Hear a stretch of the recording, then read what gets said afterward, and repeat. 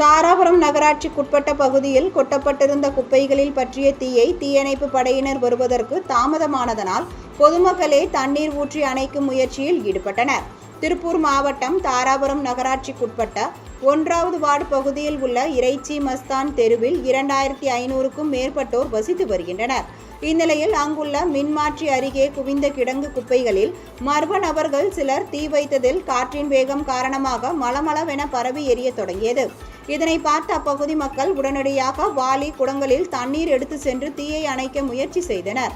மேலும் தாராபுரம் தீயணைப்பு நிலையத்திற்கு தகவல் தெரிவித்தனர். அப்பொழுது தீயணைப்பு வாகனம் விராட்சிமங்கலம் பகுதிக்கு தீயணைப்பு பணிக்கு சென்றிருந்ததால் உடனடியாக சம்பவ இடத்திற்கு வர இயலவில்லை. இதுகுறித்து தகவல் அறிந்து தாராபுரம் நகராட்சி அதிகாரிகள் லாரியில் அனுப்பி வைத்த தண்ணீரை கொண்டு பொதுமக்கள் தீயை கட்டுக்குள் கொண்டு வந்தனர். இருப்பினும் ஒரு பகுதியில் எரிந்து கொண்டிருந்த தீயை தீயணைப்பு படையினர் வந்து முற்றிலுமாக அணைத்தனர். மின்மாற்றி அருகே தீப்பற்றி எரிந்ததால் அப்பகுதியில் சுமார் 1 மணி நேரத்திற்கு மேலாக மின்தடை செய்யப்பட்டது. இதனால் அப்பகுதி முழுவதும் இருளில் மூழ்கியது.